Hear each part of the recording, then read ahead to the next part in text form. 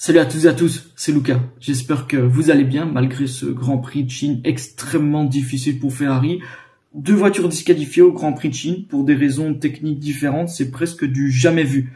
Dans l'histoire de la Formule 1, Ferrari fait très mauvaise impression avec Charles Leclerc exclu de la 5e place et Lewis Hamilton exclu de la 6e place. Un coup extrêmement dur pour le prestige du cheval cabré après la double mesure décidée par le comité de commissaires de la FIA. Ferrari tombe à la 5e place du championnat des constructeurs derrière Williams avec 17 points d'écart. La douche est extrêmement froide. Maranello, qui était donc un grand prétendant à 2 titres mondiaux cette année, a subi presque une humiliation que son blason d'honneur ne méritait finalement pas. Leclerc a été exclu du classement parce que sa SF25 a été trouvée 1 kg en dessous du poids minimum de 800 kg. Il était donc raisonnable de supposer que l'irrégularité un petit peu du monégasque dépendait de l'aileron avant endommagé lors de la collision avec son coéquipier Lewis Hamilton lors du premier tour. Mais ce n'était pas le cas, car Joe Bauer, donc le délégué technique de la FIA, a fait monter un aileron de rechange sur la voiture numéro 16, un aileron pour voir un peu constater l'anomalie qui était encore plus flagrante sur la balance, puisque en fait c'était pire, la mesure a révélé un poids encore plus faible. Alors la disqualification était inévitable et quelques minutes plus tard, on a eu une deuxième sentence qui est tombée. C'est Lewis Hamilton qui a été également exclu. Le patin, donc qui se trouve sous la voiture du numéro 44, s'est avéré plus usé que l'autorise le règlement en 3 endroits différents, dépassant ainsi le millimètre de tolérance. Il n'y a pas eu de problème de réglage qui a déséquilibré le comportement de la voiture, car l'usure a été vérifiée sur l'ensemble de la planche. C'est donc le résultat d'un choix de réglage qui a été fait avant la course. Donc c'est une erreur de délibération qui est assez flagrante. Ferrari, lors de la réouverture du parc fermé entre la sprint race et les qualifications, après donc le succès de Lewis Hamilton, eh bien, elle a été obligée de relever les SF25, perdant donc inévitablement de la charge aérodynamique. On dit que 1 seul millimètre plus haut coûte 2 dixièmes au tour, ce qui est assez énorme. Alors, il est évident que la voiture de Lewis Hamilton n'a pas été relevée suffisamment haut, ce qui confirme donc la thèse selon laquelle les deux pilotes avaient donc des réglages assez différents. Mais il semble évident que c'est une grave erreur qui a été commise dans la délibération de la voiture rouge, dans des approximations qui, aujourd'hui, à un niveau comme ça, sont inacceptables finalement. Après tout, donc on a déjà eu des précédents, notamment l'année passée avec George Russell qui a vu son succès annulé lors du Grand Prix de Spa-Francorchamps parce que sa Mercedes était en dessous de 1,0 kg. Donc la stratégie avait été changée en cours de course avec une usure de pneus supérieure à celle calculée. Eh bien, c'est la même raison que Ferrari a invoqué dans son communiqué. Donc l'anomalie est d'être pris dans la même course avec 2 irrégularités assez différentes. Donc il faut aussi exclure la possibilité que Maranello ait tenté d'être plus maligne que la FIA, car en F1, la performance est trouvée en cherchant la limite de chaque solution technique. Il y a donc une faiblesse flagrante dans les choix de l'équipe. L'équipe présente de profondes fissures dans son organisation et on le voit sur la façon avec laquelle elle fait évoluer la voiture durant un week-end de Grand Prix. Il y a énormément de lacunes sur l'équipe sur piste. Alors comment la direction de Ferrari va réagir par rapport à ces deux courses qui sont extrêmement préoccupantes? C'est pas un épisode aujourd'hui qui s'est passé en Chine qui va laisser sans trace au sein de l'équipe. On va avoir quand même quelques réactions qui vont être assez lourdes à encaisser du côté de Maranello. Le manque de rythme de Ferrari de ce dimanche n'est pas non plus uniquement dû à cette usure du patin. Ferrari n'a pas tourné particulièrement plus haut que souhaité, mais elle témoigne quand même d'un vrai problème de rythme. L'épisode corrobore ainsi des théories finalement sur l'effondrement qu'on a vu en Australie, résultat d'une difficulté à gérer les oscillations verticales et les hauteurs de caisse. L'impression c'est que Ferrari doit aussi apprendre à réapprendre finalement à contrôler précisément la garde au sol avec une suspension qui a changé de manière drastique, que ce soit dans ses liaisons, dans sa mécanique interne et donc dans la transmission des forces. Cela a aussi un impact sur les performances, comme le montre la chute de rythme de la SF25, comme lors du Grand Prix de Melbourne, mais aussi lors du passage de la sprint race aux qualifications du Grand Prix de Chine. Tout le monde, et pas seulement Ferrari, a fait des ajustements vis-à-vis des hauteurs de caisse, parce qu'en conditions de course, avec donc plus de carburant à bord et avec des vitesses différentes et donc des forces aérodynamiques différentes, la façon dont la voiture se déplace par rapport au sol change complètement. Donc plus que la hauteur au sol, c'est la stabilisation de la plateforme qui compte, dont les imprécisions compromettent finalement les performances aérodynamiques du plancher. Et c'est d'autant plus grave puisque là on est face à des imprécisions en termes de réglage de la monoplace, donc des imprécisions humaines faites par les ingénieurs de Ferrari sur piste, et donc ça laisse beaucoup de questions sur la qualité de ces hommes-là sur les week-ends de Grand Prix. Alors les compromis sur l'équilibre ne donnent pas les bénéfices espérés dans la gestion des pneumatiques, en raison donc de la forte évolution du tracé. Les choix donc des réglages exacerbent un peu les lacunes déjà du train arrière de la SC25, car on a vu déjà à Bahreïn comme quoi la voiture souffrait d'un arrière un peu limité pour le moment. Ça a déjà apparu en Australie et ça est donc confirmé lors du Grand Prix de Chine. Finalement, la Ferrari se confirme meilleure quand même qu'à Melbourne, et avec un écart avec McLaren qui n'est pas si insurmontable que ça. On parle aujourd'hui de 3 dixièmes au tour, mais il est urgent de réagir rapidement à un début de saison qui est finalement désastreux. Alors maintenant, dans cette partie de vidéo, on va essayer de comprendre l'évolution du week-end. On va voir que finalement, c'est une Ferrari à deux visages. Entre les qualifications sprint, la course sprint, et les qualifications et le Grand Prix de Chine, on a vraiment une Ferrari qui est passée de héros à zéro. Lorsqu'on voit, par exemple, on a deux voitures qui étaient extrêmement compétitives en qualification sprint. Lewis Hamilton, il a exprimé son étonnement et sa satisfaction après avoir décoché sa première place en qualification sprint. Il a déclaré, voilà, je suis vraiment stupéfait, je suis vraiment surpris parce que je ne m'attendais pas à terminer dans cette position-là, a-t-il déclaré. Donc il est revenu sur le week-end difficile qu'il a eu à Melbourne. Après le week-end dernier, le début de la semaine a été difficile, a-t-il admis. Cependant, donc, il a souligné donc, la réaction de l'équipe et son approche agressive dès son arrivée à Shanghai. Et peut-être que cette agressivité-là a payé dans le mauvais sens du terme du côté de Ferrari. Nous sommes arrivés ici avec de l'agressivité et le désir d'entrer en piste et de mettre la voiture dans de bonnes conditions tout de suite, a-t-il expliqué. Donc il a ajouté que les sensations avec la voiture s'étaient immédiatement améliorées. Dès le départ, j'ai trouvé de meilleures sensations avec la voiture, mais je n'arrive pas à croire que nous sommes ici en pole position, a-t-il confié. Donc Lewis Hamilton poursuit son intégration dans l'équipe. Après les essais libres, il avait demandé une modification de la direction assistée. Donc kilomètre après kilomètre, il commence à se sentir plus à l'aise avec la SC25. On l'a vu. Il a trouvé aussi le tour parfait en plaçant le train de pneus tendres dans la bonne fenêtre lors des qualifications sprint, ce qui lui a permis de gagner 2 dixièmes sur son coéquipier Charles Leclerc. Donc du côté de Charles Leclerc, on a reconnu avoir rencontré des difficultés lors des qualifications sprint, se sentant en retrait par rapport à son coéquipier. J'ai eu du mal du côté de mon garage. Dès le début, je me suis senti un pas en arrière par rapport à Lewis, qui était tout simplement plus rapide que moi, a-t-il admis. Il a également souligné les problèmes dans les virages 2 et 3, où il avait déjà souffert l'année dernière avec la SF24. C'est un peu dommage, a-t-il ajouté.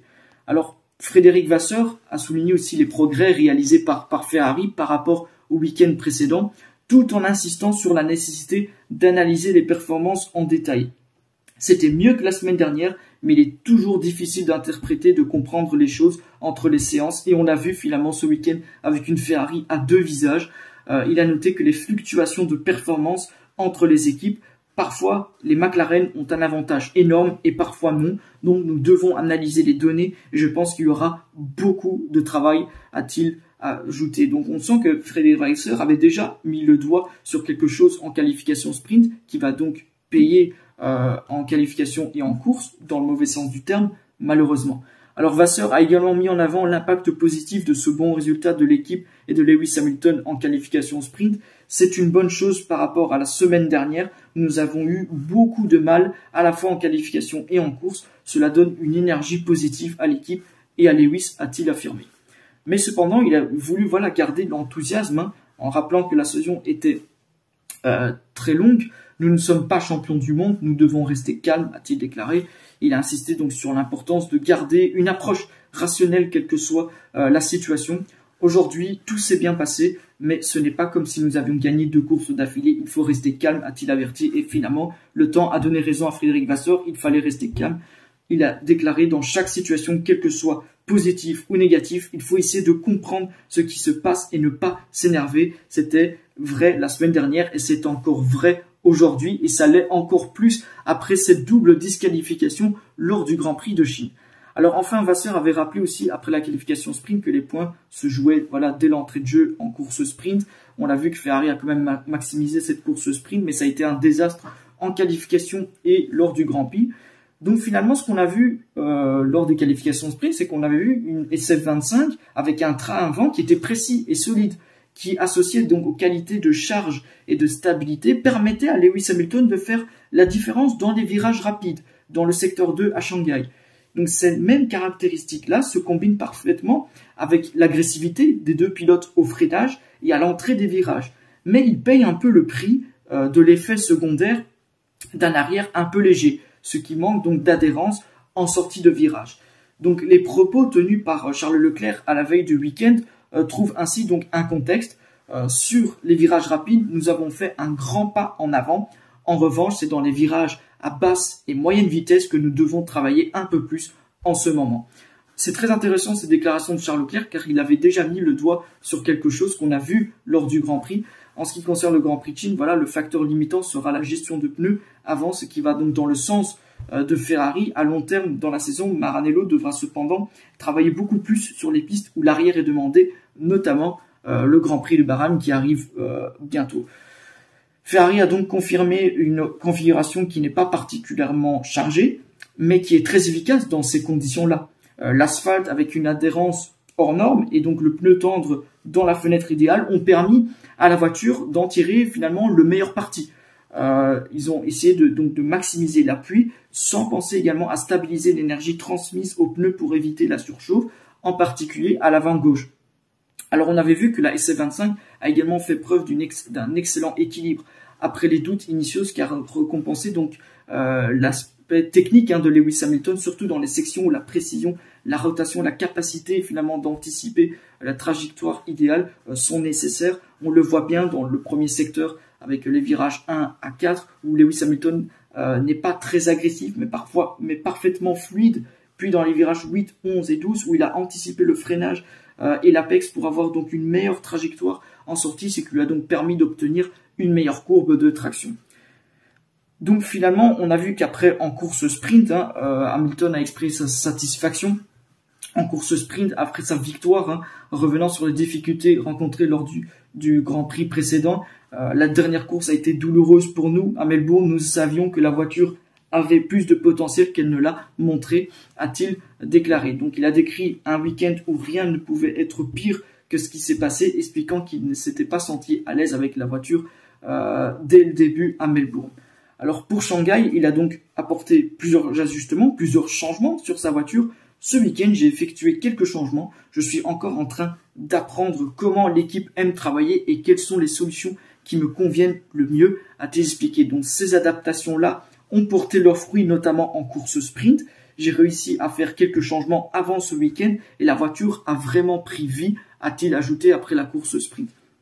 Donc Hamilton a également souligné l'importance de cette course sprint dans son adaptation à la SF25. Beaucoup de gens ont fait des simulations de course, mais pour moi, c'était vraiment la première fois que je faisais une simulation de course comme celle-ci, a-t-il confié. Donc il a rappelé que Ferrari avait rencontré un problème mécanique lors des tests de Bahreïn, ce qui l'avait donc empêché de rouler sur de longues distances. C'est la première fois que j'ai pu faire autant de tours consécutifs dans cette voiture, a-t-il précisé. Alors du côté de Frédéric Vasseur, donc on a rappelé que finalement Ferrari devait relativiser ce résultat en course sprint tout en saluant la performance. Il ne faut pas tirer trop de conclusions après cette course car il est trop tôt et il avait donc raison, Frédéric Vasseur, par rapport à ça. Il a souligné donc la gestion et la maîtrise de Lewis Hamilton tout au long de l'épreuve. Je ne veux pas dire que Lewis ait une course facile, il a été en gestion dès le début, a-t-il expliqué. Donc il a également noté un moment où Lewis Hamilton a laissé Verstappen revenir, ce qui a donc contraint le pilote de Red Bull à solliciter davantage ses pneus. Il avait de l'air propre tout au long de la course. Il a pu pousser vers la fin et a terminé avec 16 secondes d'avance sur Oscar Piastri, a-t-il ajouté. Et puis on va voir que finalement la performance va complètement changer en qualification. C'est Charles Leclerc qui va directement mettre le doigt sur quelque chose. Donc Leclerc a reconnu que Ferrari avait moins progressé que ses concurrents et que la séance finalement avait été beaucoup plus compliquée que prévu. À mon avis, les autres ont progressé et nous n'avons pas progressé autant, a-t-il déclaré. Donc il a souligné que malgré un tour plus abouti qu'en sprint, la performance globale était en retrait. Donc on sent qu'il y a déjà eu un recul de performance en qualification. Donc des réglages qui ont été changés entre la course sprint et les qualifications. Aujourd'hui, on a pu voir que nous étions un peu plus en difficulté parce que hier, je n'étais pas du tout satisfait du tour que j'avais fait, alors qu'aujourd'hui, je me sentais plus satisfait de la manière dont nous avons mis les choses en place et pourtant, nous sommes moins vite, a-t-il expliqué. Donc Leclerc a également rappelé qu'il n'attendait pas de miracle sur un circuit où il a du mal à trouver ses repères.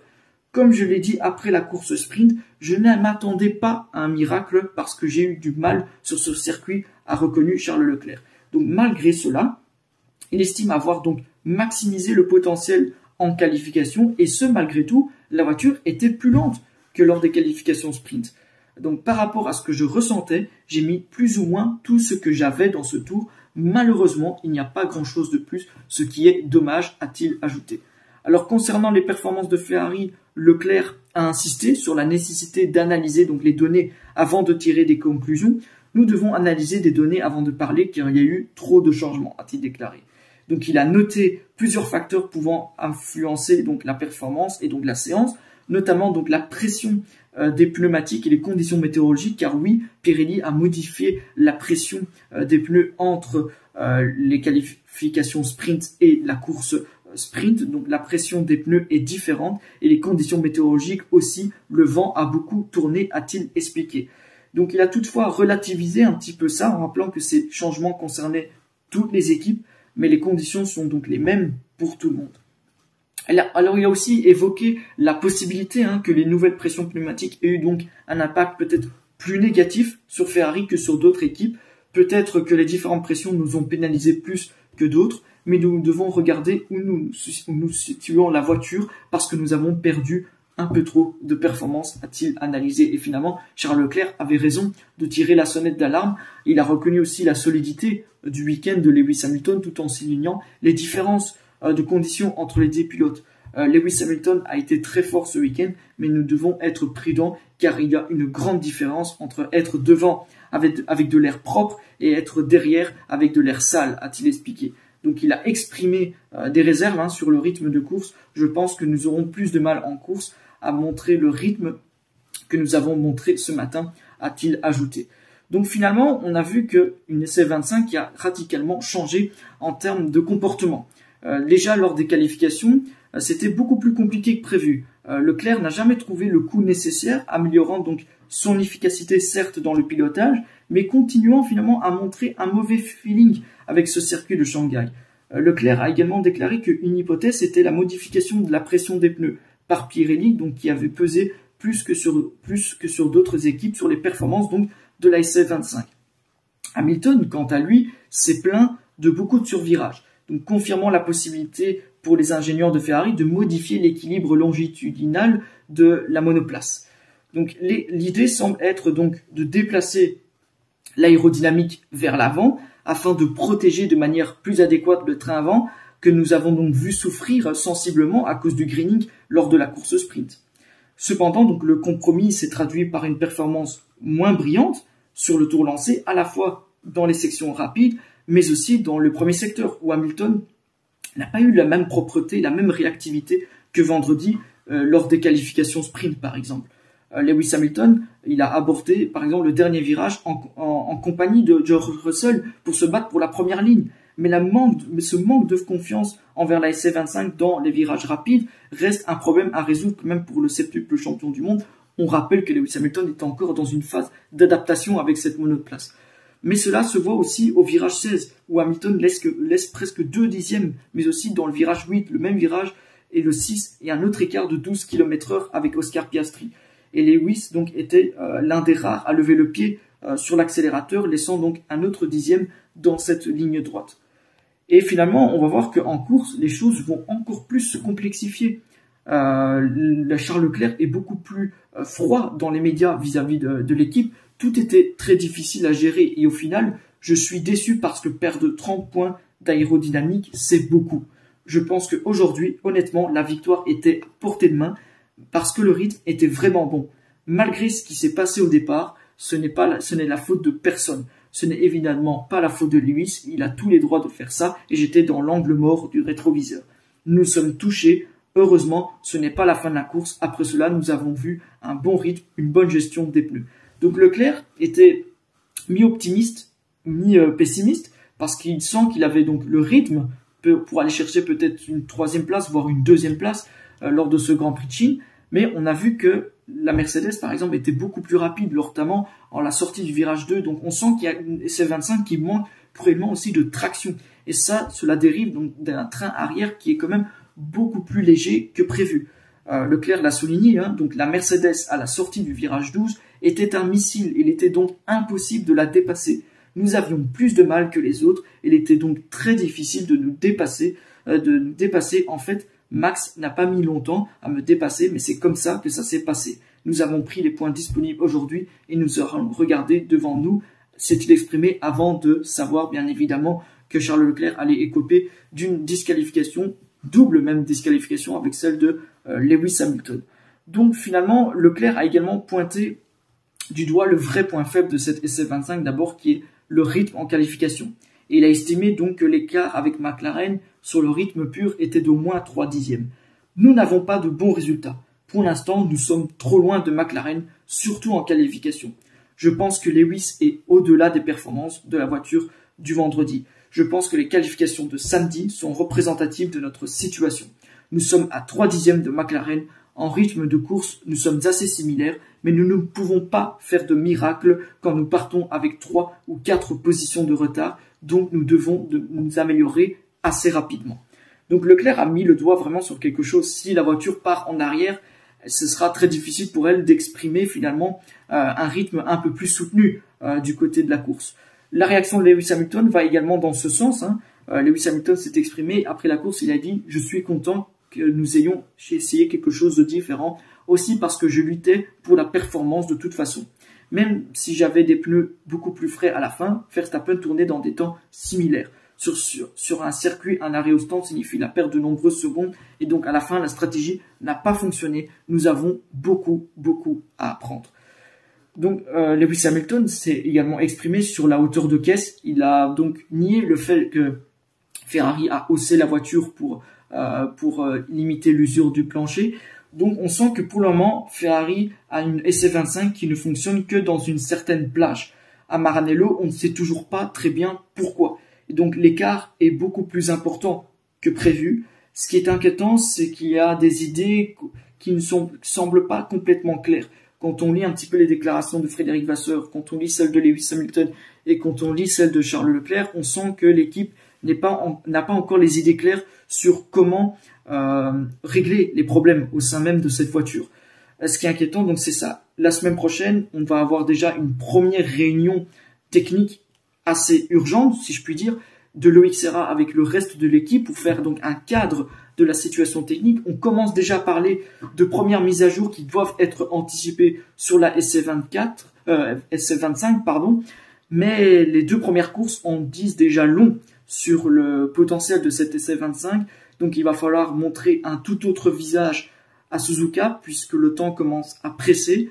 On est à 1 an de la nouvelle réglementation, donc Ferrari n'a pas beaucoup de temps pour véritablement comprendre et développer cette voiture 2025 puisque les ressources vont rapidement être redirigées vers 2026. Donc il faut espérer maintenant que Ferrari relève la tête de l'eau le plus vite possible car la situation se fait plus que dramatique. La sonnette d'alarme est activée, donc on espère que Ferrari va trouver le moyen nécessaire pour arranger cette situation-là. Voilà, comme d'habitude, n'hésitez pas à me partager vos impressions dans les commentaires, bien évidemment, à liker et partager la vidéo et surtout à vous abonner et activer la cloche. Moi, je vous retrouve très vite pour une prochaine vidéo et jusque-là, portez-vous bien et sempre Forza Ferrari.